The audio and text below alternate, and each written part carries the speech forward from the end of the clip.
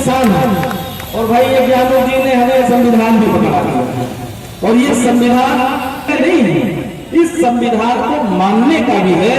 ये संविधान ही है जो हम सबको रक्षा देता है, ये संविधान ही है जो हम सबको ताकत देता है, समानता का अधिकार है, जितने मौलिक अधिकार है इस संविधान में हर जाति और धर्म के लोगों के लिए प्रदत्त है। और इस संविधान की रक्षा करने की जिम्मेदारी प्रदेश और देश के प्रत्येक नागरिक की है, हम सबकी है। ये कोई जरूरी नहीं है कि जो सत्ता में बैठे हैं ये उन्हीं की जिम्मेदारी ज्यादा इसलिए हो जाती है कि उनके साथ सरकार से जुड़े हुए अधिकारी कर्मचारी रहते हैं जो इसका पालन कराते हैं। पर जब सरकार पालन नहीं करे, सरकार जब संवैधानिक व्यवस्थाओं का खिल्ली उड़ाए, संवैधानिक संस्थाओं को कमजोर करने का काम करे, तब फिर जिम्मेदारी बन जाती है विपक्ष की। और विपक्ष के रूप में आदरणीय राहुल गांधी जी लगातार लोकसभा विधानसभा हर जगह लगातार उन्होंने आवाज उठाने की कोशिश की, आम जनता को न्याय दिलाने के लगातार उन्होंने प्रयास किया। लगातार महंगाई हो, बेरोजगारी हो, भ्रष्टाचार हो, देश की संवैधानिक संस्थाओं को कमजोर करने का काम किया जा रहा है, शैक्षणिक संस्थाओं को कमजोर करने का काम किया जा रहा है, मौलिक अधिकारों को लेकर हमेशा उन्होंने सतत प्रयास किया।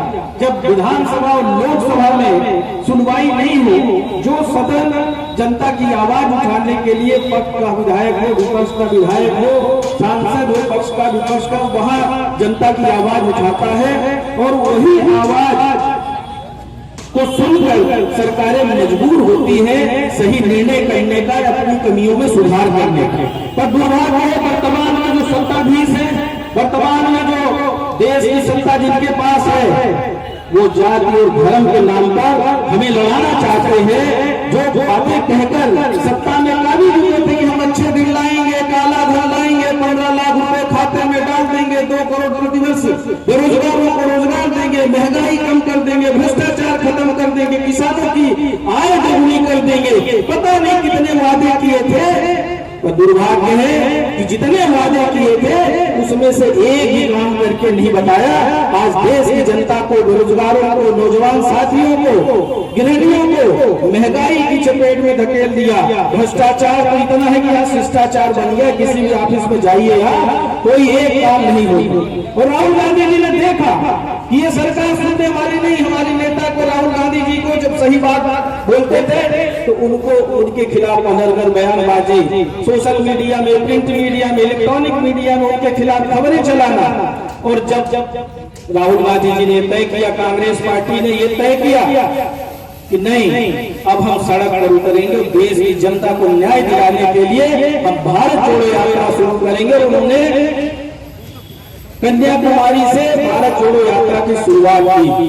तपती धूप में, बरसते पानी में, ठंड में, किसी भी चीज की चिंता किए बिना डेली 20 किलोमीटर, 22 किलोमीटर, 25 किलोमीटर पैदल चल रहे। किसके लिए चल रहे?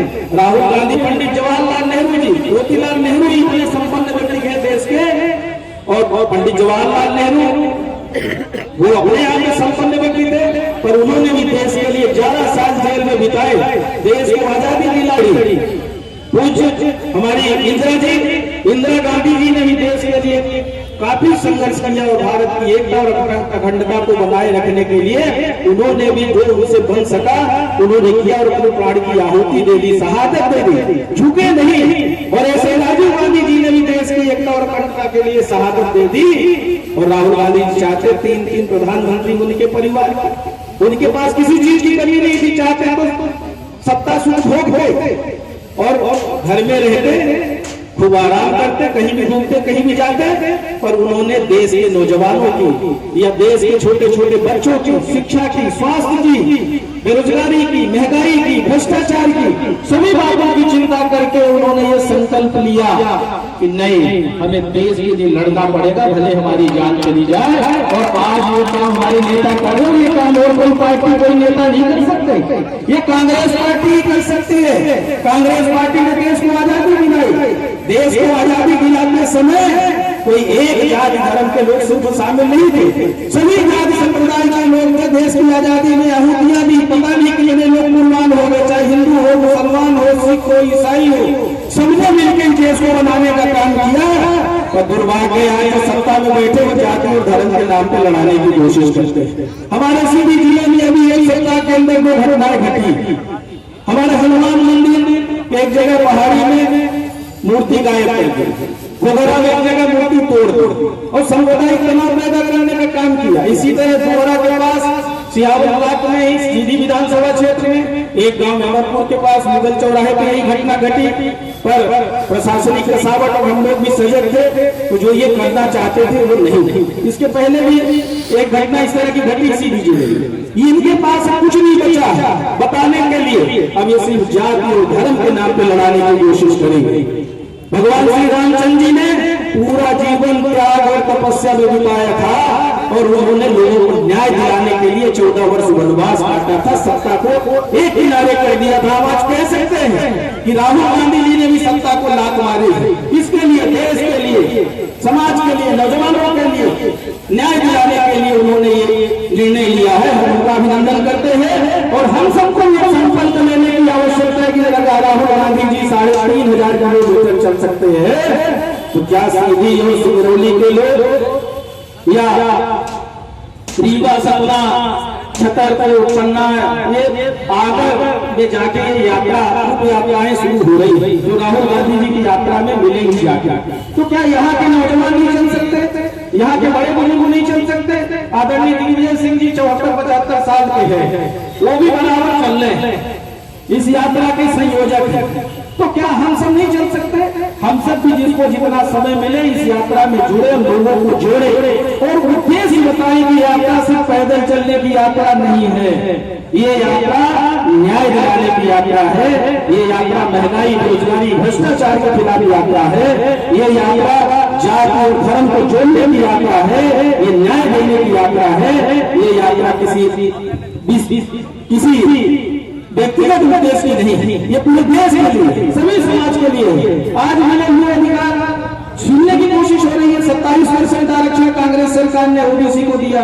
उच्च शिक्षा में दाऊ अर्जुन सिंह जी थे, उस समय मनमोहन सिंह सोनिया जी के सरकार में उच्च शिक्षा में 27% पढ़ाई के लिए आरक्षण लागू किया। आज क्रियान्वयन नहीं हो। आज स्टेट में जो हम लोगों की सरकार ने आरक्षण दिया उसका लागू नहीं हो रहा। जो आरक्षण मिला है नौकरियों में कोई भर्ती नहीं, कोई आरक्षण नहीं। यही सिंगरौली में इतना भ्रष्टाचार है कि खुल्ला खुल्ला लूट मची हुई है, खुल्ला खुल्ला।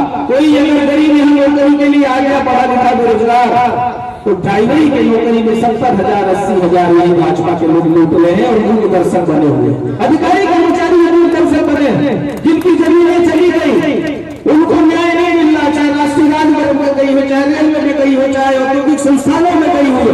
किसान परेशान है, उनको नौकरियां मिल रही है, विस्थापित परेशान है, गरीब अगर गुजर में सब करना है तो उसकी घर उजाड़ देने का काम करते कांग्रेस ने बसाने का काम किया था। वही हमारे यहाँ शहर में एक बैगा समाज के ये अशोक पैगाम भी गए थे, एक बैगा गरीब का घर जंगल में बसा था, उसका घर उजाड़ दिया।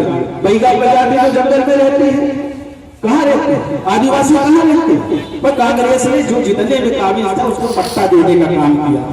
अभी ग्राम पंचायतों में टैक्स, संपत्ति कर का टैक्स लगेगा, जल कर तो लगेगा ही, संपत्ति का भी लगेगा। किसी के पास गाड़ी है, किसी के पास ठेला है, हर चीजों पे टैक्स सरकार ने लगा दिया। एसटी से 5% जीएसटी हर वस्तु पे 103 रुपए लीटर तो मिट्टी का तेल है, वो भी बाजार से गायब होने कोटे में मिल रहा है। शक्कर गदारत है, 50 रुपए 40 रुपए किलो शक्कर होगी, शक्कर भी नहीं मिल रही लोगों को।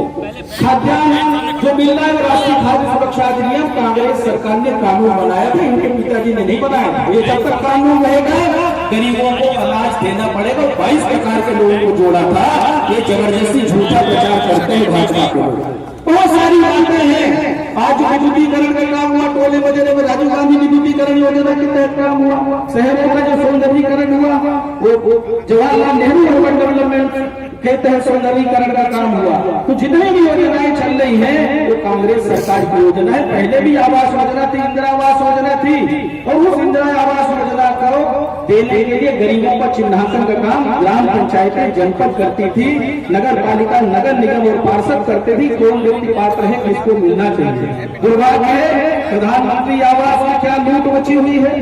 आज समय पे पैसा नहीं मिलता, बिना काम कराए पैसा निकाल लेते हैं। कई ऐसी पंचायतें हैं जहां बना ही नहीं प्रधानमंत्री आवास और पैसा निकल गया, सब मिले हुए हैं और खुल के लूट रहे हैं। बहुत सारे संकट है हमारे सामने, लड़ना पड़ेगा।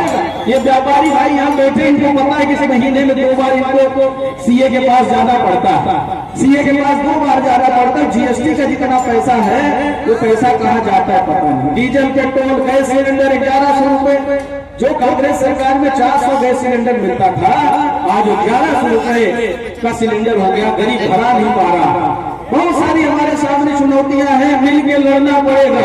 और अगर अभी हम सब मिलकर नहीं लड़े, सबसे पहले तो हम कांग्रेस पार्टी कार्यकर्ता नेता सब एकजुट होकर लड़ाई लड़े और आम जनता के बीच में जाए। तो जनता को जब आप बताएंगे, जनता इंतजार कर रही है कांग्रेस पार्टी, जनता ने मन बना लिया है। बहुत सारी पार्टियां घूम रही, बड़े बड़े दावे कर रहे हैं। दिल्ली जाइए, दिल्ली में पोल खुल जाएगी कि जो क्लिनिक मोहल्ला क्लिनिक है वह कूड़ादान लगा हुआ, हमने कई जगह देखा, कई जगह बड़ी बड़ी बातें करते हैं, बहुत सारा झूठा वादा कर लेते हैं। पर कांग्रेस सरकार ने, यहाँ पे व्यापारी भी है, हर वर्ग का लोग है, 1 रुपए 1 यूनिट बिजली का बिल कांग्रेस सरकार ने देने का काम किया तो 100 रुपए से ज्यादा किसी का बिल नहीं आता।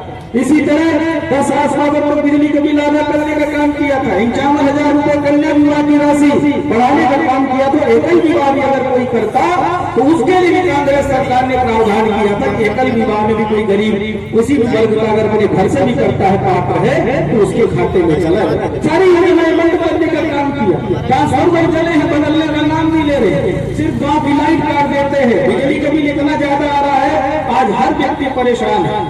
बहुत सारे विषय है हमारे पास। गौशाला हमारा पशुओं से परेशान है। कांग्रेस सरकार ने 1000 गौशाला बनाई थी, 4000 और नवीन गौशाला बनाने की हमने साइन किया था। पर सरकार बदलने के बाद सारी चीजें हमारी सब जो कांग्रेस सरकार बहुत अच्छे से चल रही थी, इन्होंने यही जो संविधान हमारे हाथ में है इसी को खुली चुनौती दी। संवैधानिक व्यवस्था को तहस नहस किया। जनता ने कांग्रेस की सरकार बनाई थी, पर विधायकों को खरीद के सरकार गिराने का काम किया और आज प्रदेश की जनता परेशान है। आज हम कह सकते हैं कि मध्य प्रदेश में फिर से कांग्रेस की सरकार बनेगी, 100% बनेगी। लेकिन भाजपा ने जो सर्वे कराया है, हमारे पास जानकारी है, उनको अभी सिर्फ 40 सीट मिल रही है मध्य प्रदेश से। और 10 कहा तो अन्य दल को मिल रही, बाकी सब कांग्रेस को मिल रही है। इस बार कांग्रेस की सरकार बनेगी।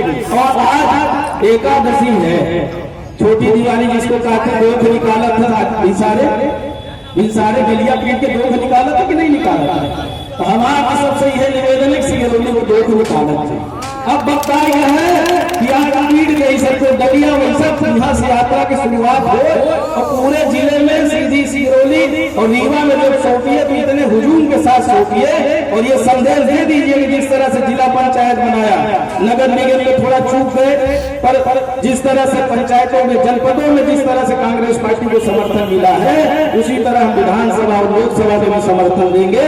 और ये संदेश दे दीजिए राजधानी में बैठे हुए लोगों को। और राहुल गांधी जी को ये पता चल जाए कि सिंगरौली से जो यात्रा, ये दूसरा कोना है मध्य प्रदेश का, और हमें ये यात्रा लेके दूसरे कोने में जाना और वहां मिलना है राहुल गांधी जी से। तो अगर राहुल गांधी 3,500 किलोमीटर चल रहे हैं तो हम भी 600-700 किलोमीटर चल सकते हैं। और ये कोई भी जो सिंगरौली वाले जो शुरू कर रहे हैं संयोजक लोग, उनसे भी हमारा निवेदन है कि बीच में नहीं छोड़ना भी। हमारे क्षेत्र में डोसर में भी जिला कांग्रेस कमेटी अध्यक्ष बैठे हैं और लोग भी बैठे हैं। जहां से सियावर विधानसभा क्षेत्र लगे वहां बढ़िया वेलकम करिए, सब कोई साथ में चलिए, आगे बढ़ते जाइए। जालिम बर्बादी कमजोरी न करो, बिल्कुल सुधारा है लखन जी। सबसे हमारा निवेदन है कि इसमें जो कमजोरी कर गया, फोटो जनता की नजर में खींचना चाहिए। हम इतना जानते हैं, जनता की नजर में अगर हमारी आपकी फोटो खींच गई, वही सबसे बड़ी फोटो है। बाकी आप पेपर में छपाइए, इलेक्ट्रॉनिक प्रिंट मीडिया में छपाइए, उसका कोई महत्व नहीं है। महत्व जनता की नजर में फोटो का है, हम इतना जानते हैं। तो आप सबसे यही निवेदन करते हैं कि ऐसा काम करिए कि हमारे जिले की जनता कांग्रेस पार्टी के नेता और कार्यकर्ताओं का सम्मान करे और उनके पीछे हुजूम के रूप में खड़ी हो जाए। न्याय के लिए लड़ाई तो लड़ते हैं, अन्यायों के खिलाफ खड़े होते हैं। इसलिए आप सबसे यही निवेदन है। अशोक पैगान जी, आपका भी एरिया आएगा, आप दोनों क्षेत्र में देखिए, सब कोई लग जाइए और बढ़िया से ये कार्यक्रम आगे की ओर बढ़ाइए। इसका हम सब, इनको समझ में नहीं आ रहा कि हम कब तारीख घोषित करें, जबकि हिमाचल की कर दी तो गुजरात में इनको समझ में नहीं आ रहा है। लुटिया डोलने वाले कांग्रेस पार्टी के अच्छे दिन आने वाले हैं, पर जब अभी आएंगे जब प्रदेश और देश की जनता के अच्छे दिन आए,